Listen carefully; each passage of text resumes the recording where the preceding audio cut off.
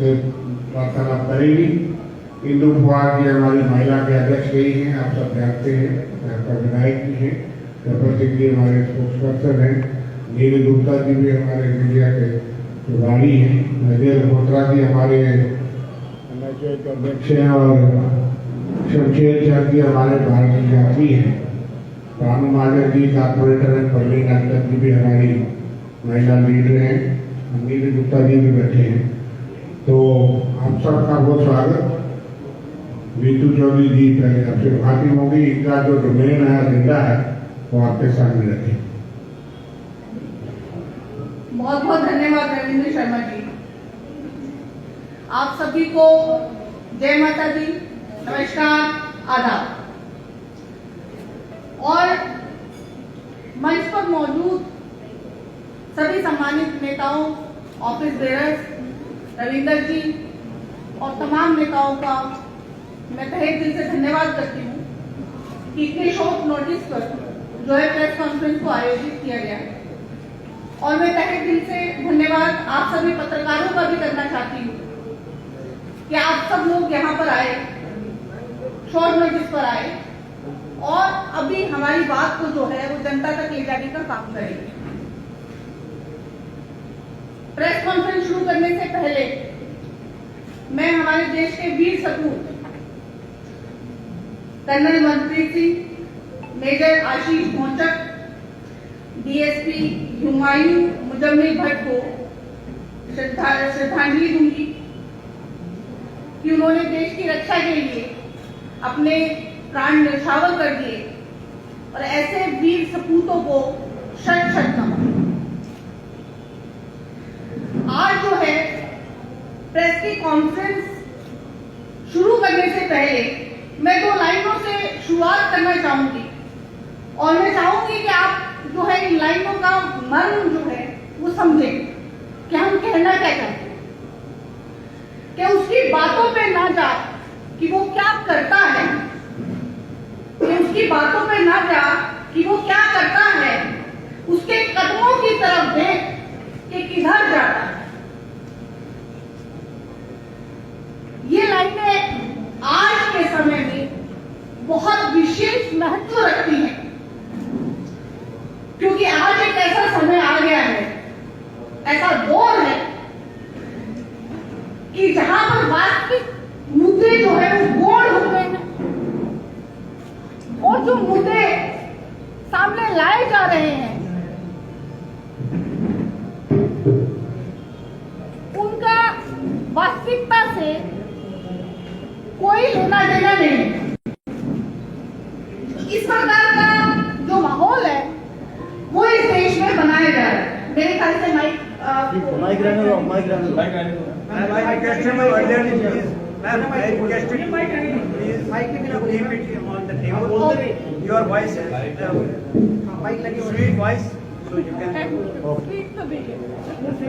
आपको स्वीट लगनी चाहिए बातें।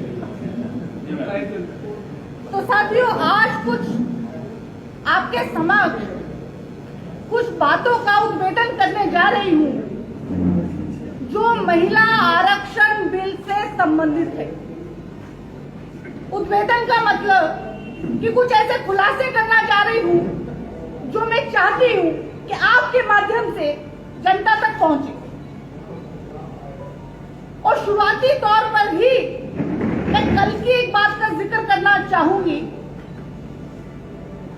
कि कल एक न्यूज सामने आई जो कि सोशल मीडिया पर बहुत ट्रेंड भी हुई और आप सबों लोगों ने भी उस पर ध्यान दिया होगा कि जो पहलवान बेटियों का जो केस था, जो जंतर मंतर पर बेटियां बैठकर भाजपा सरकार से न्याय मांग रही थी, जो देश के लिए सोना लेकर आई और विश्व पटल पर भारत की एक पहचान दर्ज की, वो गोल्डन गर्ल्स जो महीनों तक जंतर मंतर पर बैठी रही, जिनका महीनों तक केस दर्ज नहीं हुआ, तमाम संघर्ष के बाद और सुप्रीम कोर्ट के दखल के बाद वो केस दर्ज हुआ। उसी केस की कल एक सुनवाई में दिल्ली सामने एक बयान दिया, और वो बयान क्या था? आप गौर करिएगा इस बात पर कि वो बयान क्या था। दिल्ली पुलिस कहती है कि ब्रजभूषण शरण सिंह को जब जब मौका मिलता था तब तब वो पहलवान बेटियों का यौन शोषण करता था, उनसे छेड़छाड़ करता था। ये अक्षरश मैं आपके सामने प्रस्तुत कर रही हूं जो दिल्ली पुलिस ने सुप्रीम कोर्ट के सामने बयान किया। और अब आप सोच रहे होंगे कि यहां महिला आरक्षण की बात करने आई थी और ये पहलवान बेटियों का किस्सा लेके छेड़ के बैठ गई। तो ये किस्सा कैसे छेड़ के बैठ गई?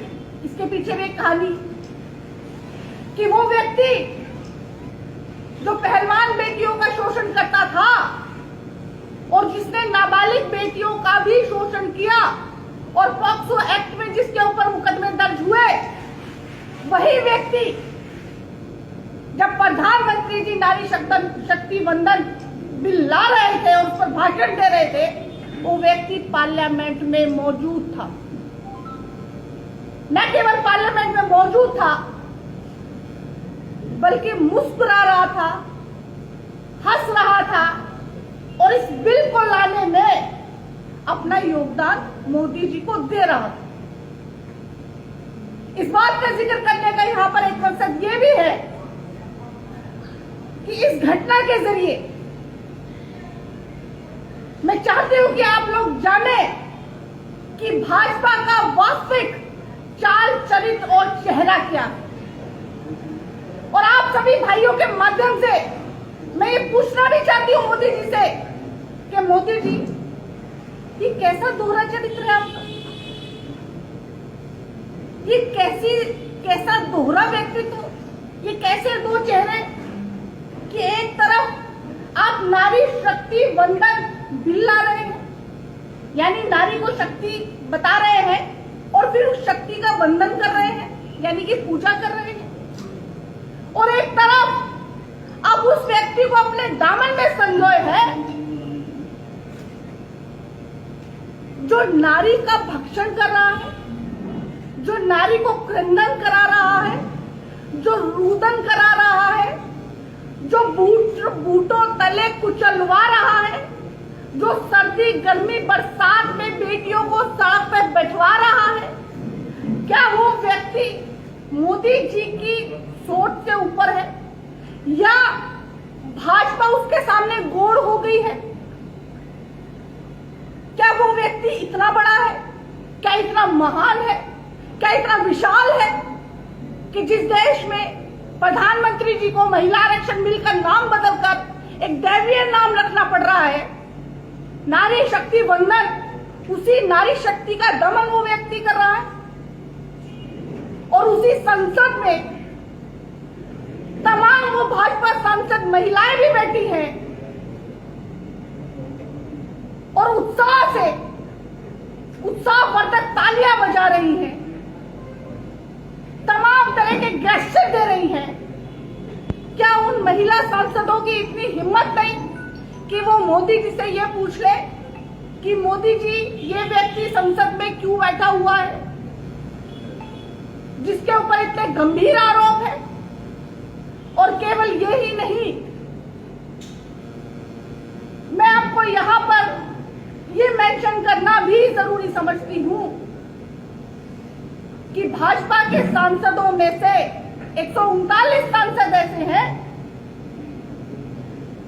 जिन पर गंभीर धाराओं में केस दर्ज है, और उसमें से 98 सांसद ऐसे हैं कि जिनमें मर्डर, रेप, किडनैप और महिलाओं के प्रति गंभीर अपराध, ये बात आप मेरी नोट कीजिएगा, महिलाओं के प्रति गंभीर अपराध में केस दर्ज है।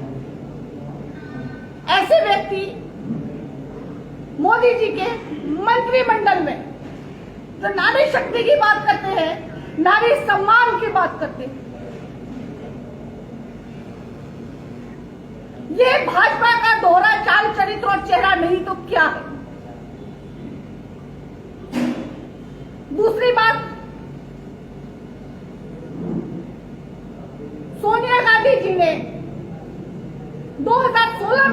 मोदी जी को एक पत्र लिखा। सोनिया गांधी जी ने कहा कि मोदी जी, आप अभी पार्लियामेंट में पूर्ण बहुमत से, अगर आप पूर्ण बहुमत से हैं तो आप महिला आरक्षण विधेयक लेकर आइए और उसको पास करा दीजिए। और 8 मार्च 2016 यानी कि अंतर्राष्ट्रीय महिला दिवस होता है, उस दिन आप इसको लागू करवा दीजिए। लेकिन मोदी जी के कान पर जूं नहीं रेंगती। वो तो चुनावी रैलियों में जर्सी गाय बोल रहे हैं, 50 करोड़ की गर्लफ्रेंड बोल रहे हैं, तमाम वो टिप्पणियां कर रहे हैं जो नारी जाति को शर्मसार करती, तमाम वो टिप्पणियां कर रहे हैं जो नारी शक्ति का दमन करती। मोदी जी चुनावी रैलियों में सोनिया गांधी जी के भाषण पर, सोनिया गांधी जी के पत्र पर ध्यान नहीं देते। उसके बाद सोनिया गांधी जी फिर उनको 2017 में याद दिलाती, लेकिन तब भी पार्लियामेंट के काम छोड़कर केवल चुनावी रैलियां, ना महिला सम्मान की बात, ना महिला आरक्षण की बात, ना महिला शक्ति की बात और ना महिला वंदन की बात। फिर 2018 आता है और माननीय राहुल गांधी जी पत्र लिखते हैं कि मोदी जी, आप अभी सत्ता में हैं और आपके पास पूर्ण बहुमत भी है, तो महिला आरक्षण बिल को आप पास कराइए और हम आपको बिना शर्त समर्थन देंगे। लेकिन मोदी जी को ख्याल नहीं आता, क्योंकि महिलाओं के प्रति अगर वो उनकी नीयत साफ होती तो वो कभी भी रैलियों से महिलाओं के खिलाफ वाली टिप्पणियां नहीं करते और ना ही अपने मंत्रियों और अपने सांसदों को करने देते। इसी संसद में वो व्यक्ति भी बैठे हैं जिन्होंने बोला था, जो भाजपा के सांसद हैं, कि राजनीति में जो महिलाएं आती हैं वो अपने शरीर का सौदा करके आती हैं। इसी संसद में भाजपा के वो सांसद भी बैठे थे जो कहते हैं कि आदिवासी महिलाएं टनाटन होती हैं।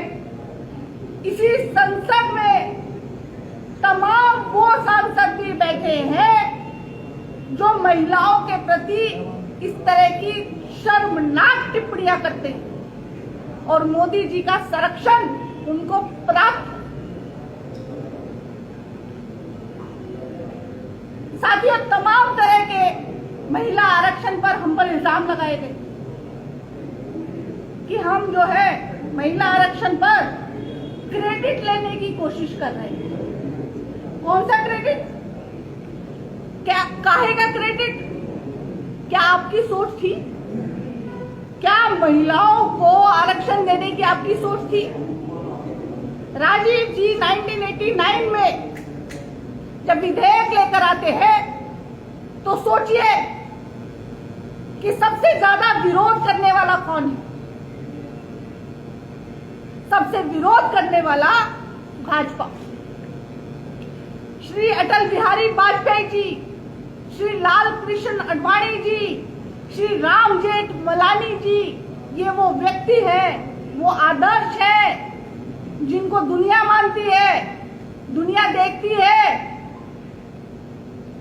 लेकिन भाजपा का चाल चरित्र चेहरा, वो चाहे अटल जी हो और चाहे आडवाणी जी हो और चाहे बहुत पढ़े लिखे राम जेठमलानी हो, महिलाओं के प्रति सोच तो फिर वही है।